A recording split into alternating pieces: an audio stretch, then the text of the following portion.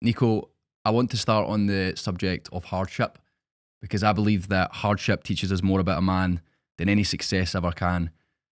Off the back of your loss to Nabil, how did that affect you, that hardship? Nah, it affected me big time. It was probably one of the hardest things I've dealt with, and from what I can remember, I've been winning for so long, so this one hit hard. But you know, in order to grow, I feel that failure is mandatory. It has to happen. It's the only way to grow as a person, and it doesn't matter what you do. You know what I mean? It can be in fighting and work and relationships. You are going to fail at things in life, but it's through failing that you learn, and when you learn, that's when you grow. Yeah. So Yeah, mate. So it's a great point, and that's exactly why I wanted to start there because I think so many people get mixed up. They look at guys and they think, "Oh, the success must teach you too much," but like you said, there's the hardships. That's when you're feeling at your worst. That's the opportunity to grow and improve. In fact, I'm probably sure you'll recognise that looking back at your career. People can look back at their life through the hardship. Relationships is a great example. People go through breakups and whatnot, but if you look back, it's like, oh wait, that made me more resilient. That made me stronger.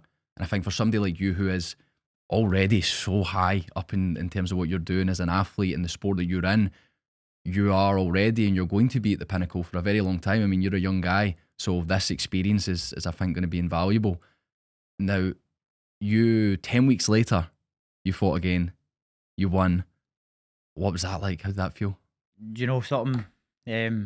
It's like 50 Cent said, joy wouldn't feel so good if it wasn't for pain.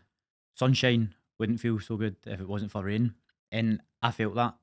So, in order to really like winning and winning and winning, there's no better feeling. But when you go down, the joy of winning is just amplified Mm. times 100. Like that was by far the best feeling of winning that I've ever had in as long as I can remember in my career. And it was only because of how low I went just before it. Wow. So Yeah. yeah, I mean, listen, if I could go back and win that title, Mm. I would. I wish I won it that night. I do wish I won it that night. But in the end, it will just be how epic a story I can tell. Yes, I failed at the first hurdle, but I had a never die attitude, and I kept going. And one day I will win the title. I failed at the first hurdle, but I will get it. And when it's all said and done, that's what I'll look back at and say, you had an epic story. Mm. Just because you failed the first time, you never quit. Yeah. You always kept going. Exactly. I think you're aware of Hormozy. I've heard you talking about him Aye, Alex before. Hormozy. Some guy, he has this thing when he says when he experiences hardship, and it can be in anything. Your career, obviously, his is within business. Yours is within like combat sports. He's like, he says to himself, "This is the story I will one day tell." That's it. How epic's Like your story? exactly. And I've heard you speak about it before. And it's a great thing. It's like when you've got your grandkids, your own kids, you'll be able to tell these stories of how low you felt and then to where you are now. That's something that motivates me. Is sometimes when I am down in the dumps or whatever, and you are feeling unmotivated, Mm-hmm. you just take a wee step back sometimes and think, one day when I have children and grandchildren and you're sitting in your bed and fucking piss your pants, you can't do it anymore. At least you'll be really, really proud about Yeah. what you did do when your body could. That's why I always say it's important to do all the groundwork now in your 20s, 30s. Do everything that you can do because one day you won't be able to do it anymore. One day your mind won't be as sharp as it is now. One day your body won't move the way it does now. That's why it's important to do it now before it's too late, because living a life later in regret is something that puts absolute fear into me. I want to live a life that I can look back at and go, I didn't regret anything I done. I lived life to the absolute fullest. I might not have had a lot of friends. I might have had fallout with family members, but I truly went on a full pursuit of happiness Yes. in my life. Mm. Uh, Great point. One of my close friends, he's got a page on Instagram, Die Without Regrets, and it is unbelievable. The whole concept I think it's big for you. It's big for me as well. It's one of the main things I think about. It's like getting to a stage in life where I don't have regrets. You're going to have a ton of failures. You're going to have a ton of adversity. Great, Absolutely. it's cool. But as long as I don't have regrets. Regrets is a no-go. Mm. Failure, however, you only truly fail when you quit. So if you fall down and you get back up, you didn't fail. You learned. You try again. You fall down 8 times. You get back up 9. When you don't get up, that's when you failed. When you throw in the towel. Failing isn't failing. Failing is learning. Yes. But then you've got the other side of it where failing is quitting. Yes. So there's 2 sides of failing. People fail, they quit. It's too hard. Mm-hmm. People fail. It's just as hard as how the other person felt, but they'll learn for it, and they'll pick themselves back up, and they'll try again. Yeah. Like Brandon Moreno said in the UFC, might not be champion today, tomorrow, next month, but mark my words, one day I will be. Mm. And I think that's where we'll go to see you, mate, for sure. Well, undoubtedly. I think it's a brilliant, I mean, it's a great lesson for anybody in life, but see, like when I think of the gym that I train at, we've got a lot of like young lads, great fighters, and a lot of them, they get themselves so down and whatever. Now, not necessarily just like losing fights, I'm talking about even in training. Something doesn't go well, they fucking get themselves down, but that's the attitude. Like, and I think it's so inspiring. If people can look at Nico Carrillo and see that he's got this attitude that, listen, that's not me done, I've learned from it. It's all it is, it's learnings. It's so powerful, man, in terms of what you can do from that. But going back to that fight against kind of Sitthichai, when you obviously won, did it feel like redemption? Was it, I imagine, relief? What did it feel like? That's exactly the 2 words that I would use to explain it. It felt there was a massive weight lifted off my shoulders because I wanted to prove to a lot of people that, you know, that I was a shadow of myself, and that happened for certain reasons that we don't need to go into because I'm sure everybody already knows. And I just needed everybody. I needed to remind everybody I am still one of the best fighters in the world. That was a blip on the road. I've learned from my mistakes. Watch me go up a weight, what I should have done anyway, and now watch me. Yeah. And that's how I felt like that went. Yeah. So obviously it wasn't redemption in terms of, no, well, it was redemption. It wasn't revenge because revenge would be on the same person. Correct. But you know, it's something that I also don't seek is revenge. It's not something that drives me. It kind of is what it is. It happened. Let it go. Move on. So it was more, yes, redemption for me. And the reason I'm not big on revenge is because it will rot your brain and it will rot your heart. Obsessing over one thing negatively.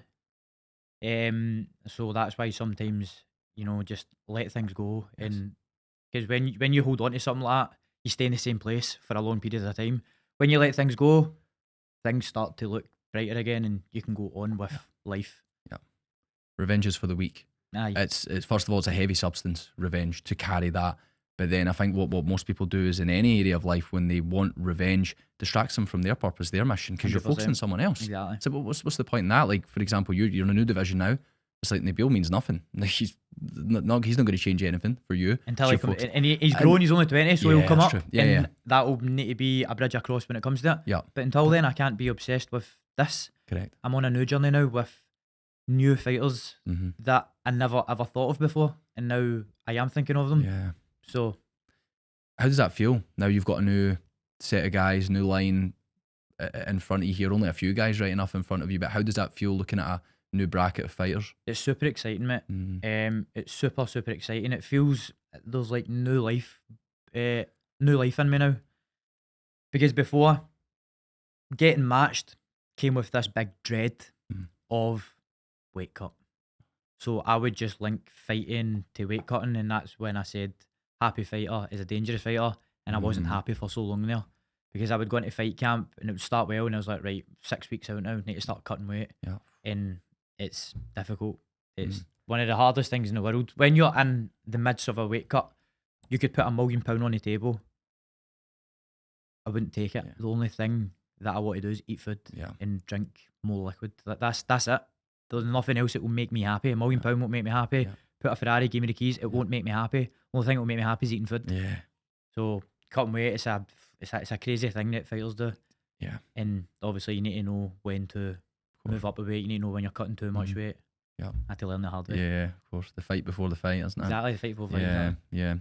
And how do you feel, like, for example, in the last fight, how did you feel throughout the weight cutting process? Were you, because obviously it would still be hard, I imagine. No, it wasn't. No? No, Not it was at all? just day and night. I Yeah. just enjoyed everything, Mhm. which made me realise, because of how much I enjoyed the process of the last fight camp, it made me realise how miserable I was before, especially with the Nabil one. But I was really miserable with Saemapetch, Nong-O as well. Really, really miserable. I was finishing training and I was going to Italians and I was eating pasta and I was eating bread with olive oil. You know what I mean? I was eating good. Yeah. Eating healthy, very clean food, but I was eating good. And then I only done a 1 week weight cut, just salts, carbs. That was it for 1 week. Quality. Trained for 6 weeks for it. In 1 week, I had to really just kind of reduce things. Yeah. And, you know, in that weight cut, obviously the salts and the carbs come out. So had a little kind of moment where I was like a wee bit down, you want to call it. And my fiance was like, wow, I've just realised that this is the first time that you've been kind of moany for the last 6 weeks. And she was like, how the fuck did I put up with you for the last fight camp? Because that was every single day. The only thing that I would look forward to would be going for a coffee, because I would get a wee caffeine kick from it. That's how down I was all the time. Even walking about the heat, I was walking about like a zombie. I was just in such a deficit that I've got a documentary coming out on it soon anyway. I've videoed some of the weight cut and stuff, so it's alright me talking about it. It's just a weight cut, but when you kind of see how much I killed myself to get to the weight, I think it'll open some eyes. I think people will be like, alright, so it's not an excuse. He fucked himself up. For sure. When can we expect that? When will that be? Summer. It's fucking summer now, innit? Doesn't feel like it because I'm in I know, Scotland. mate, I know. It's still I know, raining, tell me about so I it. don't know what the month is. Yeah. It'll be summertime anyway. Yeah, good. How you feeling about that? Have you watched it back yet? No, I've not even seen it yet. Okay. Still getting kind of... I bet that'll be an interesting Not like a experience. big documentary or something, just like a 25-minute kind of vlog type, but the weight cut and stuff in it. Yeah. So, and then like 2 episodes it'll be. Bet that'll be an interesting one to look back on, like your own weight Yes, cut. it will. I remember it like it was yesterday. Right. But it'll be mad to see, because now I'm strong, I look healthy. It will be crazy now to see how thin I was for so long. Yeah. But when you're that thin for so long, it starts to become normal. Yes. But now that I am actually normal, I'll now see how fucking unnormal it was. Yeah. I am looking forward to that, seeing that. And yeah, I remember it like it was yesterday. I actually got so scared to cut weight for Sitthichai. I got PTSD. Like, really did. I was really, really traumatized from that weight cut. And when I started putting my sauna suit on and doing a wee jog before I got into the sauna and stuff for Sitthichai, I had this horrible dread just cloud over me, and it was the worst feeling ever. And the weight cut just went so good, perfect. But before that, I had this just horrible, horrible dread because of how badly the fight camp before me it traumatized me. Really. Wow. Again, great. It's like, obviously Goggins talks about the idea of callousing the mind, and that's, I imagine, what a weight cut does to you. How hard they've been before. It's like now your expectations of weight cuts are so, or they were at least, they were brutal to now, which for most people, if they had to go through your current weight cut, it would be like hell to them. But to you, it's heaven. It's like, this is Mate, easy. It was. Yeah. That's what it felt like. I was walking about full of energy. I was jumping in the sauna, check my weight. Whoa, big jump in weight there. Yeah. I did it again. Whoa, massive jump in weight again. Before it was just like 0.2 came off. Sat in it for 15 minutes. 0.2 came off. 0.2 came off, and I've got fucking 9 kilo to. Nah, well, that's in total of fight week. I had 6 kilo to cut in less than 12 hours for the last one, and I'm already sitting at like 5%, 4% body fat. It's not easy. Yeah, there's few fighters. I mean, when you look at Muay Thai, in terms of as lean as you, like you're an animal, man. When you see it in there, which obviously a lot of your power, obviously you can see where a lot of it comes from. Hugely technique, hugely obviously your physique, obviously lends to that as well. From a performance standpoint, with the reduced weight cut, how good did you feel in there? Just everything, mate. Everything was perfect, mate. So just, it's like a snowball effect of bad, snowball effect also pendulums to good, and that's what I found. Everything was just going well. I was eating good. I was I could learn. I was cognitively more switched on for longer because I wasn't pure depleted. You know what I mean? Everything was I was just ticking boxes, and then fight day, I wasn't nervous. There was no nerves because just everything felt good. I got in the ring, felt his power. Welcome to the 70 kg division, felt his power. Oh, no problem. That was that. Brilliant. Amazing. You've been in one championship now for over 2 years, just over 2 years. Talk to me about that. I mean, an incredible kind of company as a whole, but how's your experience been since joining one? Amazing. That was a dream for me. You know what I mean? My passion was always Muay Thai. And, you know, when it was always for the love of the sport, but there was a time just before I got signed to one where, you know what I mean, I proposed to my fiance, and then I just got a house and stuff, and it was like, right, you've been doing this for the love of the sport for so long, you need to start getting paid now. And I almost went into MMA, started doing wrestling and jiu-jitsu and stuff, because I was just so fed up of waiting for one. I was already 3-time world champion. I'd beat everybody in the like domestic, European. Only thing for me left to do was go to one championship, and they just weren't giving me the call. And so I started wrestling and doing stuff like that, and then I got the call from one championship, and it was like, right, back to Muay Thai, what I love to do. And then it was just up from there. Yeah, I can imagine now you can do it for the love of that as well, because the money's coming. Like, it's already, I mean, you're getting the bonuses as well. That's a nice kick to it. But I think when you're doing something and it gets to the stage where you need to do it for money and things, that gets a little bit dangerous there. Absolutely. How does it feel now, knowing that you're very well taken care of there? How does that feel, especially looking into the future with one championship? It feels great. Do you know, I just believe that in life, anything you're good at, you should get paid for it as well. And I'm good at Muay Thai, so I should be paid well for it. That's just the way I look at things. Anything you're good at in life, if you're really good at it, you get paid for it. Correct.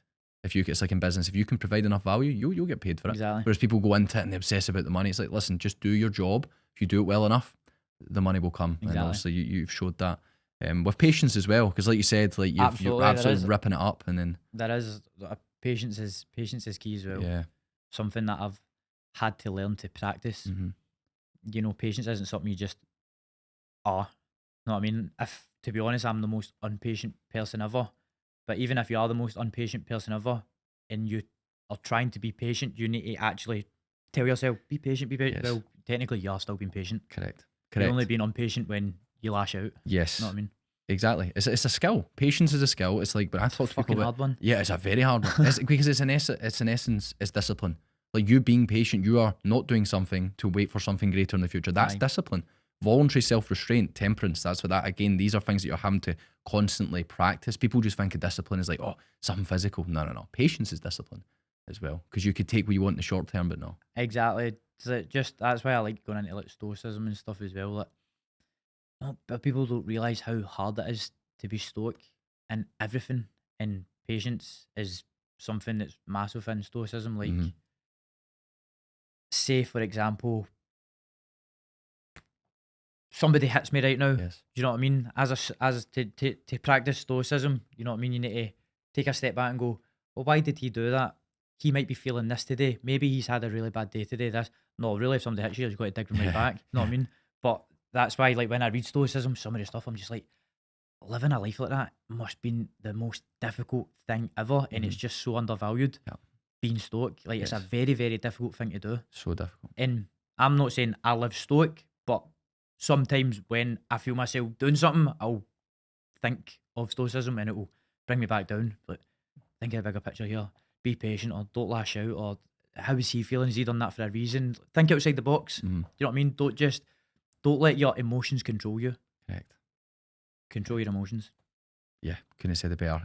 I've used stoicism as a tool for my own personal life, within both life, business, with training, everything of it. And I think for an athlete, there's very few better tools, because it's like the understanding that everything in life you can influence, but you cannot ultimately control. However, you can always control how you respond to things. And that's exactly what you said. There's like, somebody hits you. It's like, right, okay, that was out with my control. However, now how I'm going to respond to this, totally within your control. Exactly. And that's the tough part. So no, I'm not saying when somebody hits you, you're going to hit them back. I'm not saying that. I'm just using it as an example of what stoicism is. Yeah. And it's a powerful tool. It is super powerful. And it's yeah, something I can't wait. We're going to dive into that a lot, man. The mindset side of things, because that's something you're 26 or 25? 26, yeah. 26 years of age. First of all, be in the position you're in is remarkable. But then to have the mindset along with it, like so many, I mean, you put any average 26-year-old guy in the situation you're in at the level, fighting them out in front of the amount of people, never mind just in the stadium, in front of the world, social media, in terms of all the followers you're now gaining, everything, like the hate that's going to come with that. So that's when you fail now, it's not just a failure, it's a failure in front of millions and millions of people, and slaughtering comes after it, and he's not as good as he says he was comes after it, and just so much critique comes after it. But statues weren't built, and critiques weren't made of statues. You know what I mean? Yes. It's great men. It's people who are trying to stick out, do unordinary things. That's when you see statues. Yes. You know what I mean? Amazing people. So it's important not to listen to the criticism. Correct. Criticism in your team is healthy. Yeah. Outside of that, I don't care. I'm not listening. Exactly. Was it Goggins says you'll never find a hater doing better than you? Never. Like no guy, no. First of all, nobody with any reasonable mental health is going to go on and actually criticise somebody, because you should be focusing on your own thing. But you think of it, it's like, again, coming back to the level that you're at in front of that. First of all, from a performance standpoint, the amount of people that are watching you, the money you're fighting for. You put a 26-year-old guy in that situation, they shit the bed. Totally. Now, of course, you've built yourself to that stage. But I think what a lot of guys do, they look at that and they think, oh, I want that. Everybody does. But it's like, everybody wants the view, nobody wants the climb. Exactly. Nobody's seen what Nico's done. The amount of times, the double training sessions, the runs, the training sessions that you've done, obviously Muay Thai, like all the hardship you went through since a young age. They want what you've got, but they don't want to go through what you went through to get there. Exactly. Yeah. So. I know. That's it. Again, everybody's looking at that view. Everybody's looking at Nico up there in one championship, but you've been through it and you've practiced that patience. You've been disciplined. You've been patient to get to where you are now. In terms of obviously looking at the future, obviously you've got a big thing coming up with your wedding, which is going to be incredible. How does that feel to? I mean, because this will be one of the greatest moments of your life. How do you feel ahead of that? I'm super excited, mate. Amy's my best friend, my soulmate. She always has been. I don't really remember life without her, so I'm just buzzing to spend the rest of my life with her. That's it, really. It's unbelievable what you've done at this stage, because I think it's one thing that people undervalue a lot is you can build a career, you can build everything, but you also build a relationship, you build a family together. That takes skills. People go into relationships and they're just in one for the sake of it. You've built one that you are, like, I hear the way you're speaking about her, mate, even off camera, the way that you're speaking about her, you can tell how incredible that is. I mean, I've spent a lot of time kind of looking into these things, and yeah, you can see that from you. I don't think I would be where I am today if I didn't have Amy and a girlfriend at such a young age. Because being a young guy in limelight, it comes with a lot of distractions, you know. Comes with, instead of going to bed early, texting birds, going out to birds' gaffs and staying up all night when you go training in the morning. I never done any of that, and I believe it's a big part of why I am here today. She's been by my side through everything, and I'm very grateful that I found love at such a young age. You know, a lot of people think, oh, you missed out on so much stuff when you were young. I don't believe I did. Yeah, I can tell you right now you haven't. I think if you look at your life, mate, you can tell you've not missed out. Exactly, because the people that would say that are still doing the same stuff today. Correct. I was in a very long relationship, right? 9 years from the age of, like, kind of 16 up until about a year ago or something like that. And all the things you described, like when I became single, obviously you get all the stuff. It's like, oh, you can go and talk to bars. You've not done it in so long. You've not done it in so long. You're like, oof, this is like new life. I know, but then it's distractions. See, it's total distractions. So there is no benefit to it. See, when she experienced it, it's like, it's shite. There's nothing long term about this, and guys are so sucked into that life, and they think that this is it. All the distractions, all the pleasure. Tell you one thing that beats pleasure: it's purpose. What does your relationship give you? Purpose. Aye. It gives you everything. So you have everything you could ever need, man. Having a purpose is what drives me. Do Mm. you know what I mean? I'm very motivated by giving to, and I'm sure it will change once I have children. But right now, one of my biggest motivators is giving to Amy. Mm. Quitting my job when I was 19, I told her, I'm going to do this all the way. and one day I'm going to take you out your job. We're going to live a really good life. I'm going to give you and me such an amazing life. That was a promise I uphold to this day, and that's my full motivation now. Is just do so well, just to give to her. I don't care about me. I get all these things, and nothing really. It doesn't make me too up or down. Do you know what I mean? I still drive the same wee shitty motor I was driving from 2018. But as long as Amy has nice things, and that makes me happy, and I'm sure, it will kind of change when I have children. It will be to give them. But in life, I think true virtue of life is not doing things for yourself. In a life where you can be anything, be kind and give to others. You're going to live a really fulfilled life if you do those things. Yeah, I agree. I think you've explained it perfectly. I think it's kind of naturally, it's built into guys. Like, we're protectors, we're providers. It makes you feel good. Yeah. See, if I buy myself something, I don't feel anything. Yeah. But see, when I buy stuff for Amy, it makes me, and I don't want anything in return. And even like my friends, bringing my friend out to Thailand and I don't do anything in return. It just makes me feel good. Yes. Like, now I'm in a position where I can help other people now, and I like that feeling. Yes. And so I'm going to keep doing it. Yeah. You're a fucking great example, man, because I think there'll be a lot of young guys listening to this, and I hope they understand this. But you don't always need to be in the position to do it. Oh, no, it doesn't exactly. have to be big things. Correct. It could be small things as well, Totally. And I think so many young guys, they look at the guys with the flashy cars, all the money. Fucking bullshit. These mate. guys are empty. Aye, Like, you mean you've met them? We know these guys. It's empty, mate. It's exactly what it is, mate. Yeah. True fulfillment comes from inside.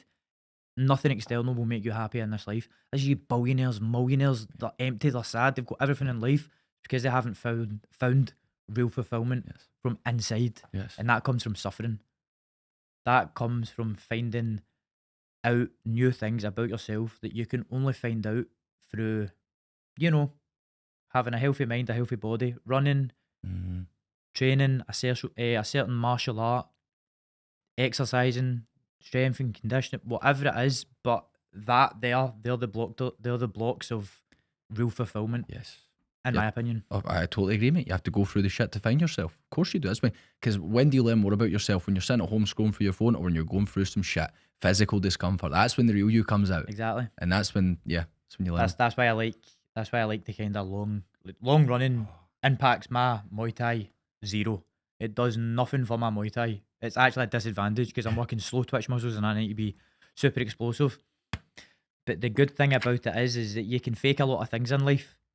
You can fake how much money you've got. You can fake if you're cool. You can fake if you've had that bird or that bird. The one thing you can't fake is suffering. See, when you are out in a 50 mile, 60 mile, 70 mile run and you are hurting, layers of you are stripped away and the real you comes out. And that is something that I love about ultra running. It strips you to your bare, and that's it. You can't fake from there on. And that's, you now need to get through that at that person that you are. That's the real you.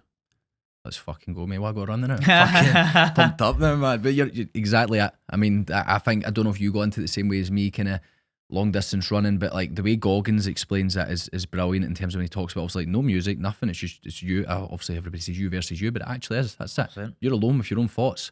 And when I came back for that Sitthichai fight, I felt that was my fight camp. It was me v me, because I was having to put to bed a lot of negative thoughts that listen, at the end of the day I might come across as this really confident guy, but I was in a dark place after in the Bill fight and I did lose a bit of confidence. And the only way to gain confidence is by taking action, doing the thing you don't want to do, because your body wants to protect you. Your body says, Nico, never step in a one championship ring again. You're going to get embarrassed in front of millions of people.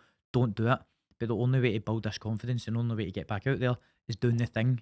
Yes. And that's what I had to do. I had to get out there and put all these negative thoughts to bed. Brilliant. You've probably heard on Modern Wisdom, Chris Williams said this quote: the magic you are looking for is in the work that you're avoiding. And that's it. You want the discipline? You want all this shit? Good. Fucking go and do the hard stuff that you're avoiding. Stuff that you don't want to do, the long distance runs, when you don't have any headphones, you don't have anybody to talk to. It's pissing with rain outside. Good. That's yeah, good. How good is that? That video, literally, it's like, oh boss, we never got approved. Good. More time to plan. But that's the mentality. Good. Exactly. Now you learned. That's the mentality. And I think people, you brought up a great point, 'cause people looking at it say, oh, that's not for Muay Thai, whatever. You're in a situation where, like, if look at the Nong-O fight, right? See those low kicks, like you haven't switched hands. I can't imagine I was in that situation. You can tell me from here. The shit that goes through your head there, and you're thinking, fuck, you're in a ton of pain, a world of heart discomfort. This is why you need the mental strength. This is why you need the calloused mind for situations like that. I've said this loads of times in that Nong-O fight. The only reason I was still standing on my legs is because I had hill legs. I had runner's legs. Like, see, in Muay Thai, you don't really get sore legs. You do multiple kicks and that. Your calves get a bit strained and stuff, but see, like, sore quad stuff, Muay Thai doesn't really hit there. As weird as that may sound. Yeah, no. But running is where I get really strong legs. Yeah. And that's how I could take the pain, because I run a 1,000-foot hill, and I do repetitions up and down it, right? With hill reps every Thursday morning we do it. And the pain some days that I get from doing that is more than anything that I've experienced. Yep. And when I was in the Nong-O fight, it was just like, right, you're back on the hill. Yeah. That's it. That's it. Like, people say, oh, he nearly stopped you in that. It didn't nearly stop me. Nothing was going to stop me. I had a wee reset. You know what I mean? I had a wee reset, a little bit ice on the leg, switched stance, a new plan, and I went out and I got the job done. Yep. I was never going to stop or quit. I was just in pain. Yeah. That was it. Exactly. And what's pain? You've been through it so much, because It's only pain. Exactly. Literally, mate. That's it. See, when you, because people never go through pain, so as soon as they experience it, they think it's the end of the world. Whereas you're going, putting yourself through voluntary discomfort, voluntary pain. You're used to this world. That's important. So it's important to suffer in training and make your training as difficult and as horrible that it can be, so that when you come to fighting or whatever it is you do, competition day, think of that competition or that person that you're fighting as the boogeyman. And when they're not, it's a good day. Yeah. You know what I mean? But you've already prepared for them to be. And so if they are, then you've prepared that way. Correct. But when they're not, oh, it's a good night. So Yeah. it is. And that's the way I always prepare. Yeah. Again, another stoic way of looking at things. Voluntary discomfort, preparing yourself. Chris Williamson always talks about, I think it's Cameron Haynes that maybe speaks about it, chosen suffering and unchosen suffering, which is something that I think is very important as well, because, okay, let's talk about me. I choose to suffer, okay? But, so we'll take it from here, right? Your passion, right? It was in Cameron Haynes' book I'm reading right now, and he said the word passion. So in life, right, I believe that the one thing in life that you should do is find your passion. I'm a big believer in that. Life is far too short to not be doing the one thing that you love. See, when you find your passion, do it and spend most to next to all your time doing it. Yes. Because life's too short to be in a job that you don't like. Life's too short to go to parties with people that you don't even want to conversate with. Life's too short to be unhappy, to do anything that you don't really want to do apart from suffering, because nobody wants to suffer. Yes. And we'll get into that. But life's too short to do that, right? So find your passion. Now, in the book, it says that passion in Greek mythology or something is pathos, but then the word pathos in Greek means suffering. So in hindsight, the word passion actually means to suffer, right? Which blew my mind. So you can choose to suffer or you don't choose. In my opinion, when you choose to suffer, it's for a better life, okay? So I'm choosing to suffer now so that in years to come, I have a healthy mind. I have a healthy and strong body. I've reduced my risks of diseases and things like that. I've also, because I'm choosing now, I've put myself in a good career spot so that in later life I'm good. If your passion is eating, let's say my passion is Muay Thai, so that therefore I need to choose to suffer. If your passion is eating, right, it's not very difficult. But then on the flip side of that, you'll have a hard life in later life. Yes. So I'm suffering now for a good life later. If your passion is doing easy things, eating, right, you love eating, it's not very hard. You're not choosing to suffer, but you will suffer in later life because you'll be fat. You'll have high risks of heart disease, high cholesterol, whatever. You'll struggle to get up your stairs. You'll be a mouth breather the rest of your life, probably. You probably won't live too long. You'll be overweight. You'll struggle to get out your chair.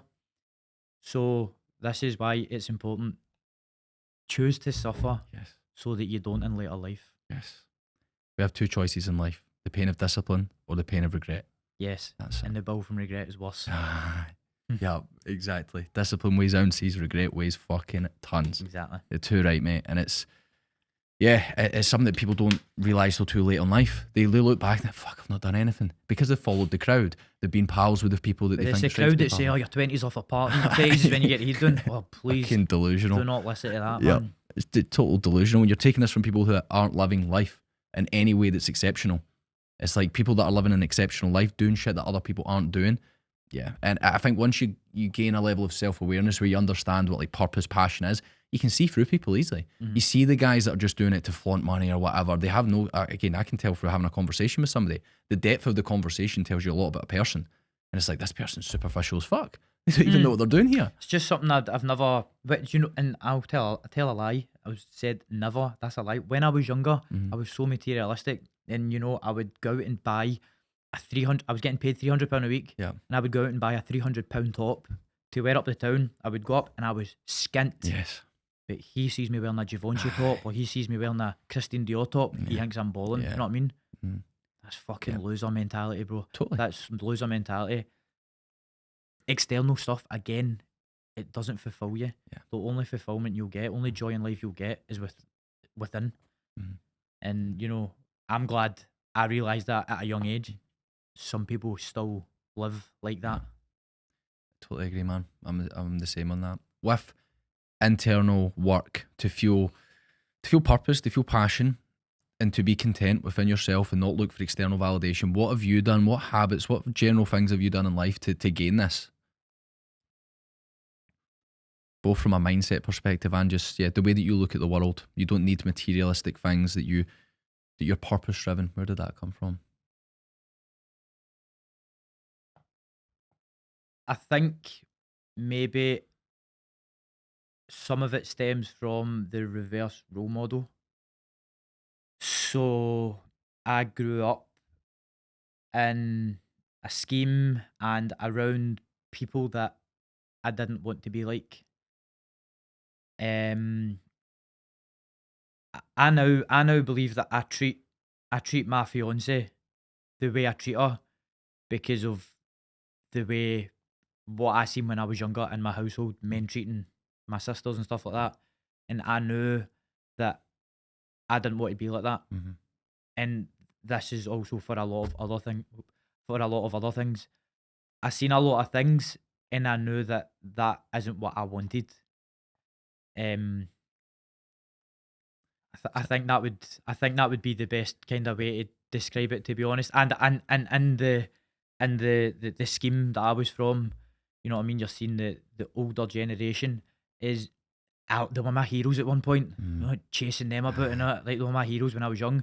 And then as I'm starting to become a teenager and get older, I'm looking at I'm at a young age and I'm seeing these people and I'm starting to look at them as losers. I'm like, you're still doing the same stuff. You're still sitting in gas. And I started thinking like this at quite a young age, which I guess I'm quite grateful for because I didn't have anybody instill that in me. Like I had older sisters and stuff, and nobody like pulled me away, and like it was kind of myself. Something I'm very proud about is getting into Muay Thai and becoming who I am today because I didn't have a father, I didn't have brothers, I didn't have male role models. You know how normally like male role models will get their sons into sports.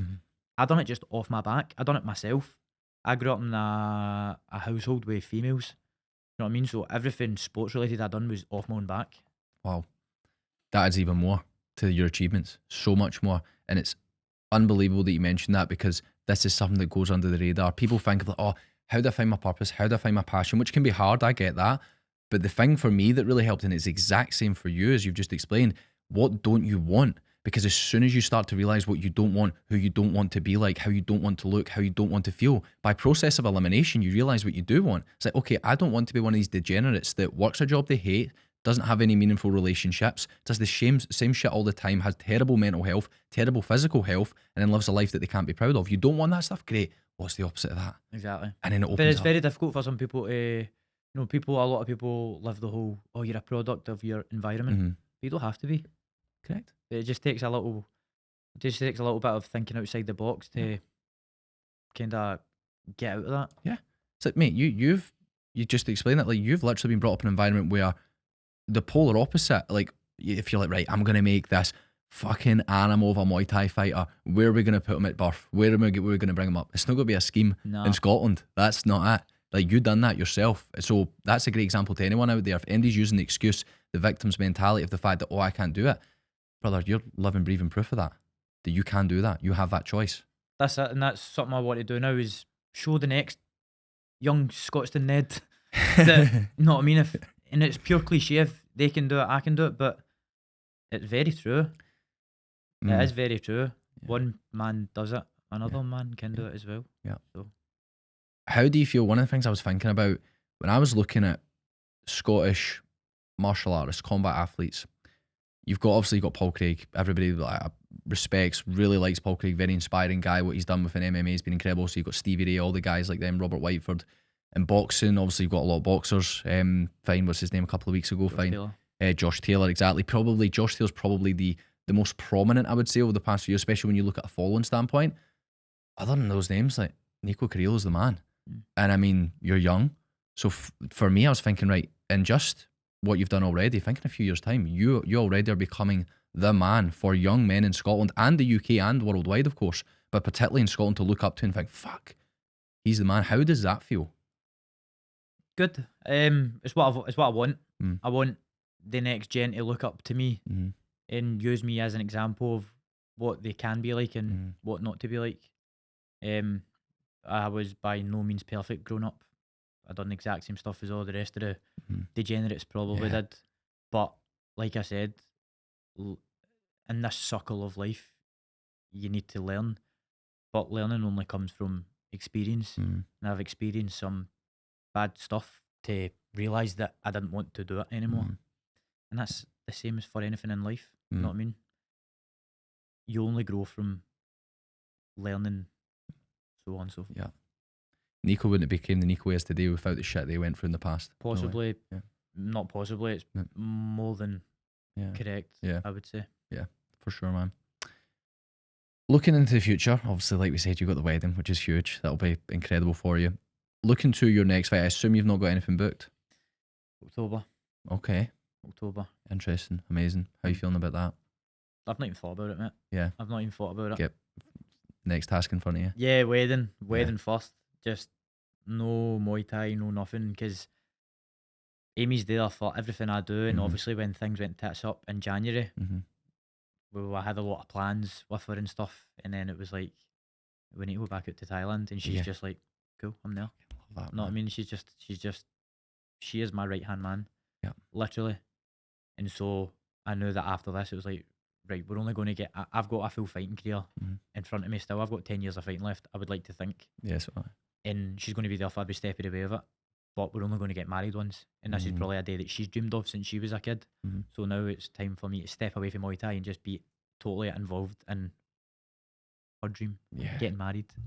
I mean, obviously I'm excited for it and all, but it's ladies who dream about it. Is it like the princess wedding stuff when it's so young? So it just shows that even every single thing we spoke about just brings it back to your character of that provider mentality. It's like you've got this thing that consumes your life, Muay Thai, because it's your passion, it's the thing, but you're willing to switch off and be totally focused on her to make that moment as special as possible. Yeah, so it's incredible.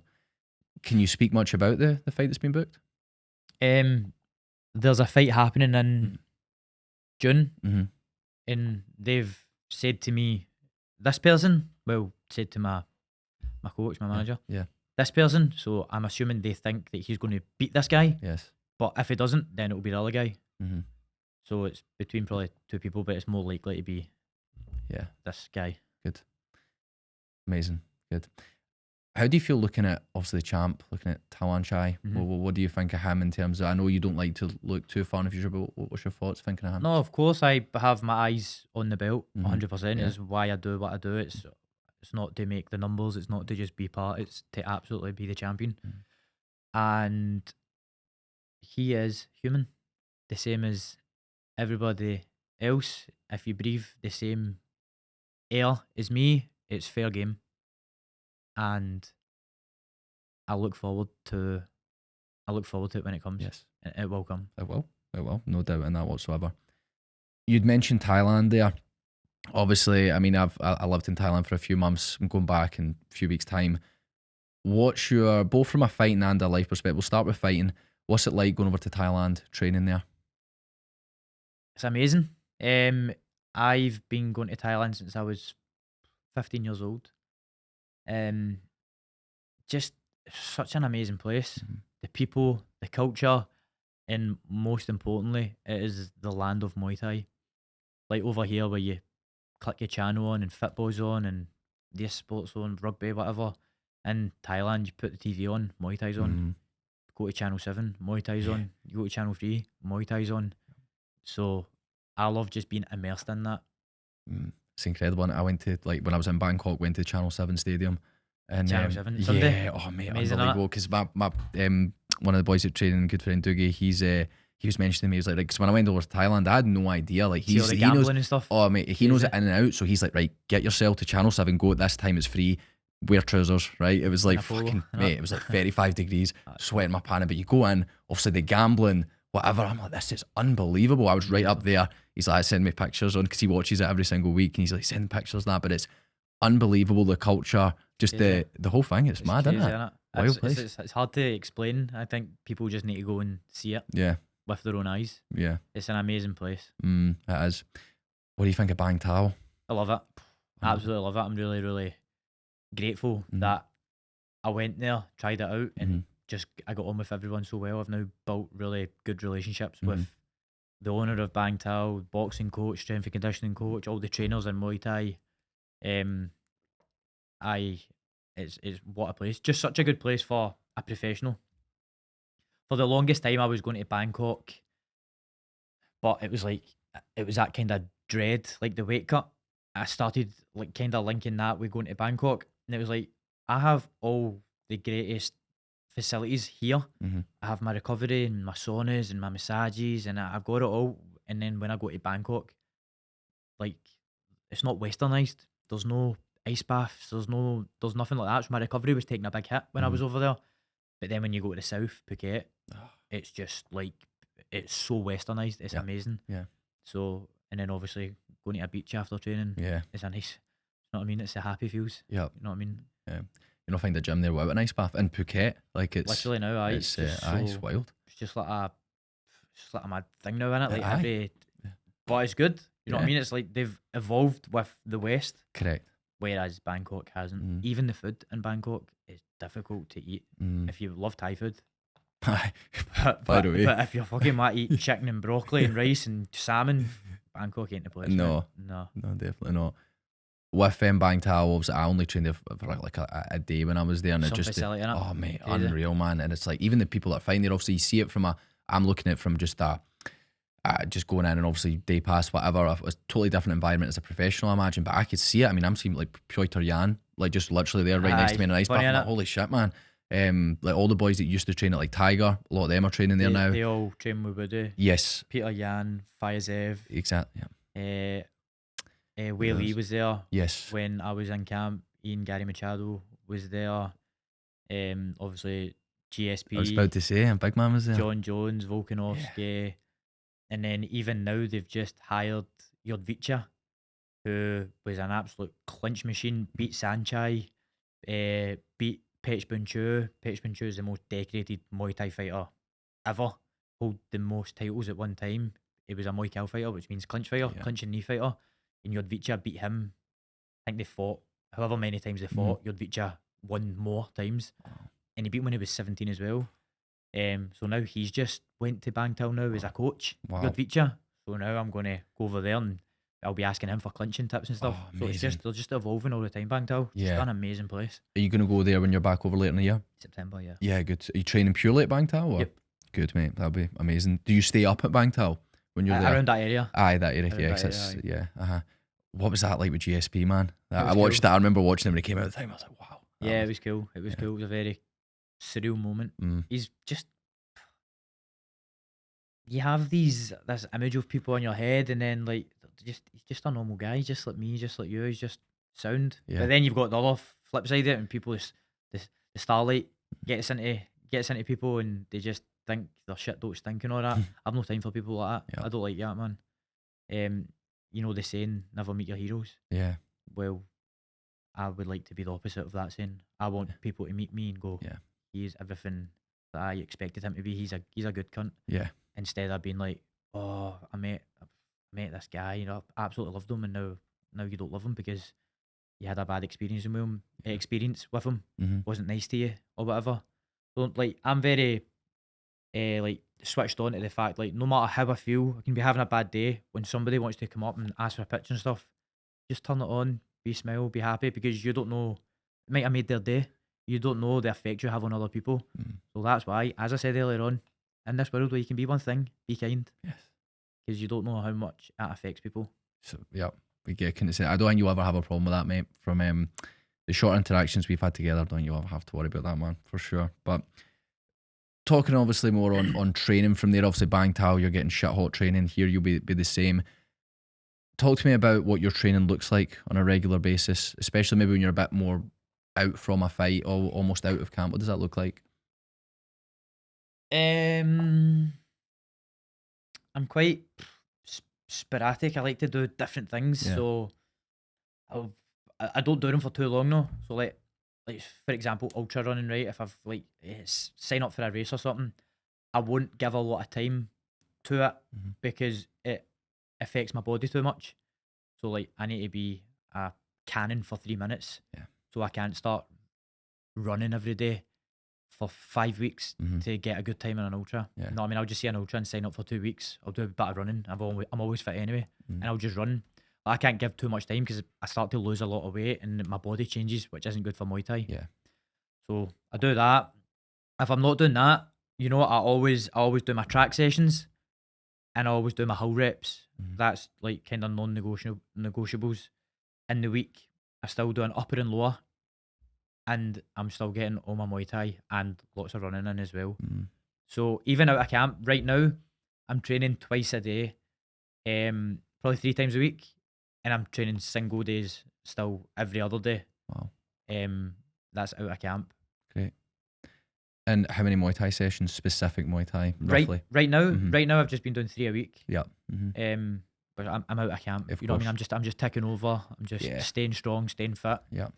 And also when I'm out of camp, this is when I'm building this big engine. I'm building this big aerobic capacity. That's why I'm doing my track sessions aren't like 400 meter like anaerobic. I'm doing kind of like 800s and kilometer repeats and pyramids. So I'm building more of an aerobic capacity out of camp, so that when I go into camp, it's time to shoot like a cannon. Yes. And we strip it back and we look at more explosive kind of stuff. So yeah, that's amazing. That's class. Talk to me about that. Sorry, so that's also why I don't fatigue as bad out of camp. Do you know what I mean? Because it's not every day, isn't like red zoning every single day. Exactly. Yeah. I train hard every day. I don't red, but in fight camp it's double threshold, double redlining every day. Wow. 4 or 5 times a week. So that's the big differences. Is when you're in camp, it's fucking. And the Muay Thai sessions are dragged out a lot longer as well, because that's obviously now the focus. Yeah. So right now I'm just going in, I'm hitting pads, I'm doing a bit of sparring, I'm doing a bit of clinching. There's no real pressure on. Yes. I'm just staying sharp and keeping the mind in Muay Thai. Of course. When I'm in fight camp, it's like, no, this is what you're doing now. Yeah. You need to stay until this is done. This is done. This is done. Yeah. Yeah, makes perfect sense. With running, what's your attitude towards running? So obviously ultras, that's not for the weak. It's a different ball game. I mean, half marathon stuff, can be challenging. Ultras are a different game. How do you see running? Do you see it as like, I'm competing, or is it I'm building mental strength? What's your view? All of on it. running? Yeah. All of it. Absolutely. So running for me is sometimes really enjoyable, and I love it. And the ones that I enjoy more are the kind of faster stuff where you've pushed it and you work hard and you're blown after it and you're like, fuck, that was what I needed to do. So running for me is mental strength, getting strong legs, and obviously working your anaerobic and aerobic capacity as well. Do you know what I mean? Like the track sessions. Yeah, I'm trying to think of how to explain better, but like That's that. running isn't something I love to do all the time, don't get me wrong. Like tomorrow, I've got a track session. Mhm. I'm going to do the Norwegian VO2 max method. Run for 4 minutes as hard as you can, recover for 3, repeat 4 times. Mhm. I am in no shape, way, or form looking forward to doing that. Mhm. I am not. We said maybe let's go a 10-mile loop, easy pace. We'll do a bit of tempo. What? I'm quite looking forward to that. Yeah. I mean, because you ease into it, you do a wee bit. Okay, tomorrow is going to be redlining a full time. I'm not looking forward to it. Yeah. Regardless, it will get done. Yes. That's my mindset with everything. Doesn't matter how I feel, I will get it done anyway. A lot of people starting things, I believe that you shouldn't give your inner voice power. Do you know what I mean? Like it's difficult. So for me, example, right? I don't mind saying, "Oh, I feel like the other day, right? Last week, for example, doing double sessions all week, and it got to one day, and all day after the morning session, all I was thinking about is an excuse to not go to training. That's all I was thinking of. How can you get out of training today? Just tell it, just saying it to myself.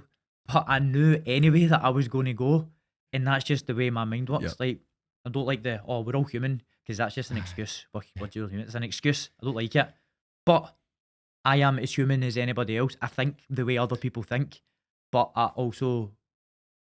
take action. Action follows more action. All right, so it's like I'll tell myself I don't want to do something, and I'll be in my head, and just the way anybody else does. But the thing is with me is that I'll do it anyway, no matter how I feel, and that's where people kind of fall off, and they give their voice they see that like me giving myself excuses all day. Yes. People will fall into that trap, and they'll actually do what their inner voice is. Yeah. See, my inner voice, it's just like a wee battle all day with me. I'll do it anyway. Yes. Exactly. I totally get that. It's like people's like, oh, we're all human. Yeah, we are. Not all exceptional humans though. That's a different mindset, and it's what you explained. It's like follow the plan, not your mood. Oh, I love that. Yeah. And it's better to be consistently good than occasionally great. Yes. Yes. No, totally right, man. It's that it's funny that, isn't it? Because you have all the same doubts as everybody. The same doubts. You will Absolutely. stay comfortable, but you're never going to give into it. No way. Exactly. No way. So I have the same thoughts as everybody else. Yet they don't have real rent in my head. They don't own a place in my brain. Do you know what I mean? They're there, but they don't ever come to. Yes. You know what I mean? Because I do always keep them at bay. Because of your chosen suffering, because you're doing the shit that you Exactly. need to do, regardless of if you want to do it or not. Do the thing, do the action. Action follows more, and this is for good and bad. You take a bad action, it will snowball effect to more bad stuff. Here's a perfect example. It's Monday today, okay? I woke up, I trained really hard. Because I trained really hard, I've already started the week really well. I went home and I ate a really, really healthy meal. After that healthy meal, I was still hungry. Instead of choosing the bit of chocolate, I chose a banana. Now, because I've done these things, that will now lead me on to doing more positive things. After today, I'll probably go home and eat a healthy meal now, and I'll probably have a granola bowl instead of a bit of chocolate later. Now, let's go back. You wake up, you've missed training. Okay, you've missed training. Now you got up to eat your breakfast. Because you've missed training, you went, fuck it, I've missed training. I'll just have a bit of chocolate. Now, because you've ate that bit of chocolate, now you see where we're going now, this snowballs to negative action. So, this is the kind of the spiral that people get into. But again, it comes from experience. Learn to do the chosen suffering, and you will see that there is true beauty in it. Choose not to, and there'll be no beauty in the end. Yes, I love that. I think all of us, the chosen discomfort, the long distance runs, the hard training session. Seneca had this quote once, and he said, we should treat the body more rigorously so that it may not be disobedient to the mind. And that's exactly Love that. Yeah. The one thing that you're in control of, you're not in control of the weather. You're not in control of if I walk and fall down the stairs. You're not in control if I walk out here and get hit by a motor. I don't control any of that. The one thing I control is my emotions. And another thing I control is my thoughts in my brain, my mind. People try to control things that they cannot control far too much, and it puts them in a negative spiral. You know what I mean? It stresses them out, gives them anxiety. Action is the antidote to anxiety. And so That's it, mate. That is it. People are wondering. It's like, oh, can't feel motivated. Do you know why? 'Cause you're not taking action. It's exactly as you say. It's the antidote. The one thing that we have control over is the brain, so why not control it? Yeah. Because we don't have the option for it for other things. Yeah. Control it. Try it. Try hardest to. Yeah. It's not easy. It takes time, patience. Mm-hmm. It takes failing. Yeah. To learn. Mm-hmm. Just all the stuff that we spoke about. It all comes together. At the end. It all matches up. It's all a snowball effect. Exactly. Everything you said today, I think for everybody listening, you'll be able to come back to this and you can see we've went in a bit of a pattern here. It's like the voluntary discomfort, doing the shit that you don't want to do, but you know because you're doing it for the right reason. And do you know something? See when I hear it and somebody might be sitting on a couch listening to it and it's just like, oh, it's so fucking cliche, man. Or do what you don't want to do, but do it anyway. No, everybody's talking about it now. Everybody's... Do it and see for yourself. Yes. That's why everybody's talking about it, because there's so much strength in it. There's so much... This is where confidence is built in this. But it's very easy to be sitting on a couch now and listening to us and just going, oh, everybody's talking about this. Do it. See the feeling that you get after it. Chase that feeling. You'll be fucking unstoppable. Yes, exactly. Couldn't agree more. It's like all the people that I'm inspired by, they say the same shit. That's because there's reason in it. Exactly. Like, people think it's just again, until you experience it, like we never truly understand something until we first experience it. And this is one of the examples. Like when you go through hardship and you do it consistently enough to actually realize, holy shit, I actually do become more mentally resilient off the back of this. It comes through action. Action precedes motivation. Then it comes. Action. Yes, exactly.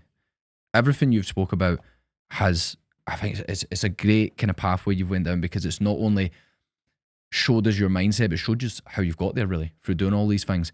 From a self-improvement standpoint, what are some of the things that you do on a regular basis to become not just a better athlete, but a better human being?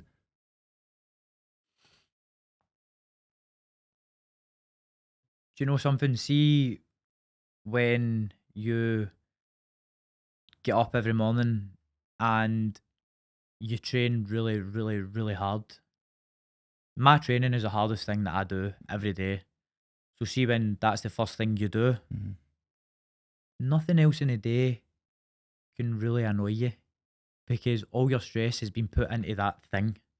So now going throughout the day, I'm a better person. I'm laid back.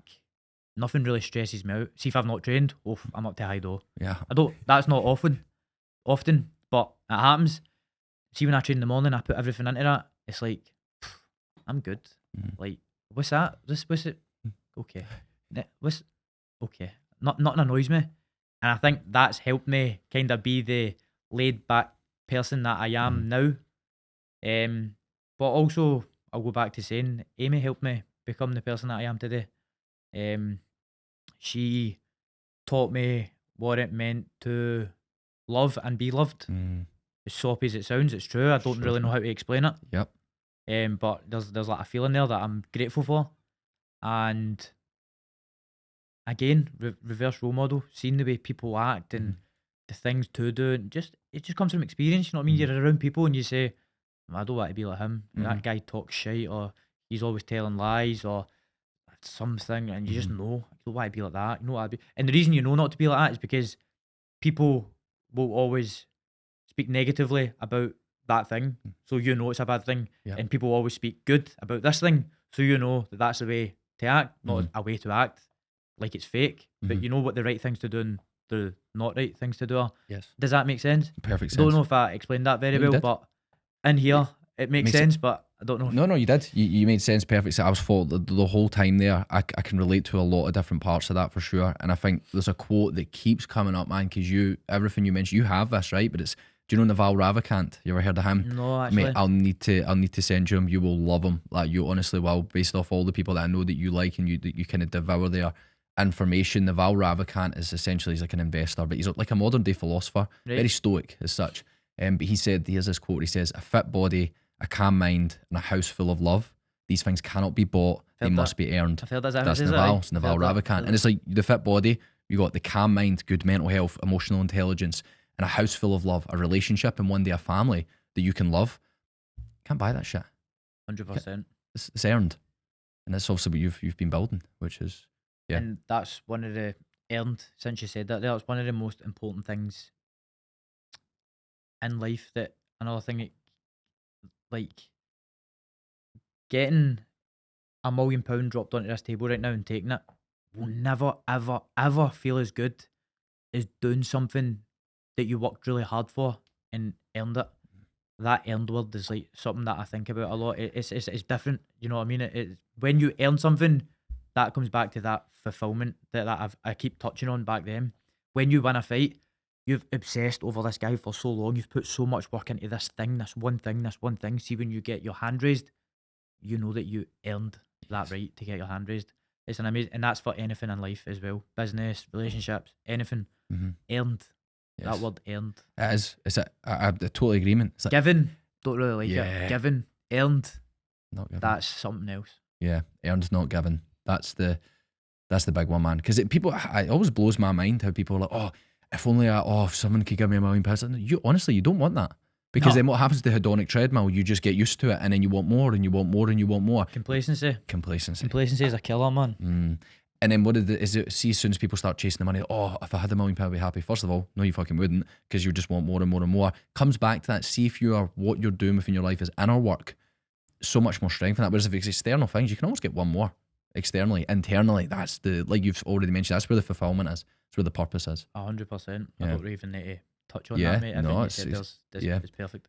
When it comes to reading, right? You said you're reading Endure. Yes. Yeah, what a book, man. You like it? Have you- Enjoying have it? you read it yeah, all? Yeah. I've read it all. I've listened to the audiobook I listened to. I'm probably just halfway through it. What are you thinking so far? You enjoying Love it? it. I'm just Yeah. on to the bit just after you spoke about Courtney. Oh, yeah. Courtney Dowater. Just after that bit I'm on. What, was she like, did she run 300 odd miles or something? Was she the one? No, she's just the best ultra runner Yeah. in the world right now. But Yes. she's a female. Yeah. She's just the best right now. She's named the GOAT right now. Do you know, what's his name, owns BPN supplements? Nick Nick Bear? Bear. Did you see the one that he done, The Last Man Standing? One more ultra. Yeah. Brilliant, innit? Unbelievable, Kim mate. and Kendo. Yeah, crazy, mate. Would That's you? what I'm saying. Like I'm a fighter, okay, but I'm a sports enthusiast. I love sports. And I'm still a massive fight fan as well. Like I'll sit and watch all the embedded stuff and boxing, UFC, one championship. Even though I'm in one championship, I'm still a fan to everything else. Do you know what I mean? And like when it comes to sports, that's one thing that I'm truly like engrossed in. Like I love it. So like all the stuff, I see it all. I love it. That's incredible, man. It's like I'm the same. I just love Like I said earlier on, when you love something, spend time doing it. Yeah. You'll never work a day in your life. Exactly. That's what totally in agreement. It's like I appreciate human excellence. So when it's people running these distances, impressive as fuck. When it's fighters, I'm inspired every day seeing this stuff. yeah. Do you know what I mean? Like I'm still inspired. Yeah. So if I can take a wee bit of him and take a wee bit of that, and the way he thinks, I think, oh, you know what, the way he thought of that, that's really good actually. And I'm going to put that with the way he thinks of something, and now I'm going to try it and see if it works. Who does inspire you? Who do you look at? My biggest inspiration in life is David Goggins. Hands down. I don't care how cliche and how David Goggins, hands down. You know, I'm not really inspired by fighters, which is weird. I'm inspired by other people. And I don't know if it's because I am a fighter. I was once inspired by fighters, but I'm no longer inspired by fighters. I'm inspired by what fighters have done. Yes. And I want to reach that level and get to that. But I'm not inspired by them. I'm inspired by other people. I don't know why. So David Goggins being one of them. Love Cameron Haynes. I like Nick Bear. I'm inspired by Courtney Dowater, Jim Walmsley, ultra guys. Yes. You know what I mean? It's not always just fighters. I think for what you've said, right, the reason that you find, and this is for me personally, the reason that you find Goggins so inspiring is like, yeah, like, I don't know if you're picking MMA, right, Adesanya, Conor McGregor, whatever, amazing stuff, but the thing that Goggins has done, yes, he's won races and things like that, that's not why we find them inspiring. It's the man that he is, the mindset that he has. Cameron Haynes, he's a normal guy, obviously he's achieved incredible, exceptional things, but it's who they've become. It's inspiring as fuck. Do you know what I love? It's the humility. I think this is why I'm drawn to these people. I'm not drawn to Conor McGregor. Once upon a time I loved him. I do not like the person he is now. Yes. Same with other fighters. And I don't know why it's with fighting, but with fighters it's like they get to a certain stage and just become bellends. I don't know why it is. But then you look at David Goggins, who's now in his 50s, still fucking trains harder than any human being on earth. Twice a day. He's a multi-millionaire. He doesn't have to do any of the stuff he's doing, yet he's just trained in humility. He just does it because That's what got him to where he is today. So that's why he does it. Cameron Haynes, that rock up the mountain every single day, multi-millionaire, bow and arrow shot, best hunter in the world, all this stuff, but he still does it every day because that's what got him to where he is today. Right. And I think that's important. Never forget your roots. Whatever got you to there, continue to do it. Keep it. Yeah. But with the fighters, it's like they've just become bellends. But then these people are just. I believe it's the suffering, the first thing in the morning, suffering, doing it. I just believe it makes you a better person. It strips away your ego. It keeps you humble. I don't know how to explain it, but this is why I'm drawn to these people, I think. And you've explained it perfectly in the sense that, right, your Conor McGregor's, whatever, they change as a person. You're not inspired by the person they become because look at the person he is now. You're inspired by what they've done as a fighter. I always will be. Yeah. But not the man he is today. Yeah. Whereas Goggins, you admire him as a human being, the humility, the patience, the discipline, the traits and the characteristics, not the person necessarily itself, him as a human being. Aye. I think that's correct. Yeah. And you just, it's a great point you led on to. Like, what's the difference between these group of people and your fighters? The fighters do the thing until they get to a certain stage, and then like Conor McGregor's living in a yacht, fucking doing God knows what, whereas these guys are still doing the same shit every single day. I just respect that so much, mate. I just respect it so much, mate. That's why you're drawn to it. I'm the same, because they're doing the things they say they're going to do. They're not becoming someone and then evolving into another type of person. It's no. I believe if you change through fame or money, you were never the person that you were to start with. If money changes you, that was the person you always were. I.e., a bell end, egotistic, yes, etc., etc. Yeah, I would agree. Money could never change me. Yeah, and that's a big statement now, but but it couldn't. I just don't think it could. Going back to stoicism, I am content with what I have, and don't get me wrong. Of course, money's a motivator. It has to be. We're not fucking cavemen. Yeah, money's a motivator, but it's a motivator because of the life I promised certain people. Yes, right? So that's why I'm motivated. But I'm also motivated by it because I don't want to. I have a fear of going back to what I once started off with. I don't ever want to go back there. Yeah. So that's why I'm also motivated by money to never go there. Yeah. To never return to where I came from. To only go up. But it won't actually change me as a person. Yes. I think you're proving that, mate. It's not as like you're out here, you're making money. And even just from the bonuses, it's like, this is clear. It's like, because a lot of people talk, right? But you're backing this up with action, with who you are as a human, the way that you're interacting in this world, you're backing that up. So I'd believe that. I totally believe that. Now, of course, we'll continue to see that because you'll continue to act in this way. But I get that, man. With, again, coming back to reading and things like that, what's some of your, it doesn't need to be your favourite book, but what's some books or things you've consumed that you're like, I just love this shit? I can just name some books right now that just stand out to me that I've read. So, obviously, Can't Hurt Me. Yes. Never Finished.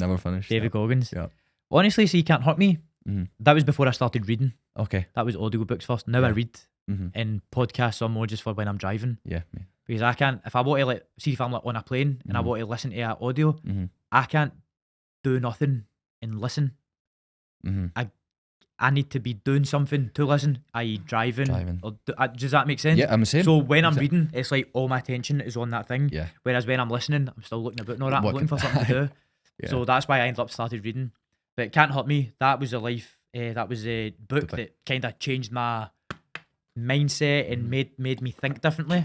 And that was during COVID. That was when I seen the big changes in me, started doing these challenges and stuff. So Can't Hurt Me, Never Finished.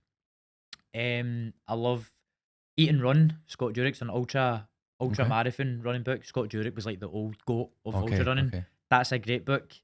Breathe by James Nestor. Great book. So not always to do with like obviously it's the same kind of stuff that I'm talking about here, like the kind of self-improvement. Exactly, but this was more science-based kind of stuff. Love that as well. What else? That's terrible, isn't it? It's a great one there because it seemed to me that is self-improvement. Like to the breathe, like understanding the breath. I love that. I love that book. It's great. Do you mouth tape when you sleep? Or don't need to. Yeah. Don't need you to. just nasal breathing? Yeah. Nice one. Do you do it? What about when you train? Is there an emphasis on certain types of your training? Do you ever do nasal only stuff? Or yes. Yes. Nice. You know, when you're redlining, it's very difficult to get that much oxygen through your nose. So I'll focus on it when I'm recovering. Yes. So no matter how, like, but I'm fucking dying here, but I am trying in my hardest to control it through my nose. Yeah. When you're actually doing exercise at redlining, very difficult. Okay, 'cause you can, that's the thing. There's a time and a place. Like the majority, like 80% of the time, maybe you will be nasal breathing, but then the high intensity shit, obviously, like no, I totally get that. But they're all great books that you mentioned there as well. So lockdown was a big time for you. Goggins, that's when he came into your life when you started reading that. That's exactly. That changed a lot. I mean, you can see it in your mentality, and not just your mentality, but No, in for the me, action. it was what I said earlier on. If one man does it, another man can. That was what I thought. I was like, this guy can do all this stuff.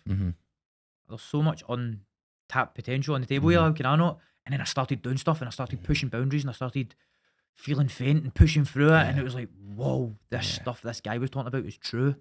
And that's now why I'm a preacher of all it, because I've experienced it now, and I want to educate people.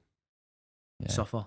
Yes, it's beautiful. Yes, true. Yeah, I love that, man, and I think you're going to continue to do that. Absolutely. And that is the one. I feel like I've been put on this planet to do that one thing, is fighting, but through all the other stuff. Yeah. I wouldn't be as good a fighter, and I wouldn't be as strong if it wasn't for the other stuff. The strength and conditioning, the kind of army kind of training I've done with my strength and conditioning people usually like, you're a fighter, what you doing that kind of stuff for? That's the stuff that challenges my brain. Exactly. So and like, come back to that. Obviously, the Nong-O leg kicks, if you take that for an example, right? Yes, you have to have length strength to take it, but you need mental strength. Absolutely. Because what happens, most people, I mean, mate, I know just from training, if I take a few legs, I'm like, oh, fuck, I don't want to be here right now. The head goes down. Yeah. And then it's that downward spiral again. But for me, it was never like that. For me, it was, oh my God, I'm in so much pain. What do I have to do here to get the win? That was where my thought process went. Instead of, oh my God, I'm in so much pain, I want to quit, I want to stop, I want to throw the towel in. It was, I'm in so much pain, but how do we do it anyway? Yes, exactly. And that's what happened. And that was because of your chosen suffering that you've done time and time again. So you're conditioned to, when shit happens, that's how you respond to it. That's it. So no, it's brilliant, man. Obviously, the name of this podcast, everything, my life personally, my whole life is fixated in this idea of the pursuit of constant improvement, right? So like every single day becoming better physically, mentally, becoming a better man, building my business, my mind, my body, all these things. That was my purpose, right? My mission in life. You've obviously spoke about yours. Obviously, your soon-to-be wife is a big part of that. Family providing is a huge part of it. When you look to your future vision, obviously, I mean, we can't touch on your vision without mentioning the world champion. Talk to me about that in terms of how you feel about the future for Nico. You know, it's just, you know, once upon a time, me becoming a world champion and one championship was just so out of my even imagination. I didn't even think about it because it was just so big. I dream and I go. You know, if your dreams don't scare you, they aren't big enough. But for this, it was too big. Yeah. You know, if you asked me 5 years ago, I would say, nah, it's like elite. There's no way. But then, as you say, and you start doing well, action, consistently. Do you know what I mean? Now, before, no. Now, I know that I will be world champion. I was so close to it. See, before I even signed to one, if you asked me, do you think you'll fight for a one championship world title, I'd have probably said, probably no. I'll go and I'll be a good fighter and I'll make the numbers probably, but I probably won't get to that level. Yeah. I almost did. I was touching gold and I failed miserably through external factors. And I've learned from it. Yeah. I will become the champion. Yes. This is something that I'm very confident of. I was so close to it. I failed at the first hurdle. I learned. I will give my all to not fail at the second hurdle. Yeah. I've zero doubts from this, mate, that you will achieve that. Doesn't matter how long it takes. It's like Brandon Moreno says, it's going to come. It's going to happen. Another thing from today that's just highlighted, mate, your ability to be vulnerable, to explain, because what do most athletes do? They talk about, oh, I feel amazing all the time, whatever. You're so open with vulnerability. It shows the true strength of your character. Most men can't do that. There is, and you know, I got that from Goggins. Speak about the bad stuff that's happened to you. Yeah. There's strength in that. No one can use it against you if you use it against yourself. Correct. So yeah, that's why I don't hide anything. I'm a soft guy. Yeah. I go to Disneyland every year. Yeah. Spend 2 weeks in Disneyland, fucking walk about with Mickey Mouse ears on, and I love it. Watch Disney movies most nights. I'll cry at any romantic movie. I'll cry at any sad movie. I'm getting married soon. I've been crying at watching people walk down the aisle. That isn't even my wife to be. I am just a normal guy. Yeah. But I have a soft side and I Yes. have a side that can switch on. Yes. You are just a normal guy. You are just a normal man. But at the same time, you're also one of the most lethal strikers on planet Earth. You're going to be a future world champion. Nico Carrillo, thank you so much, mate. This was an incredible conversation. My man.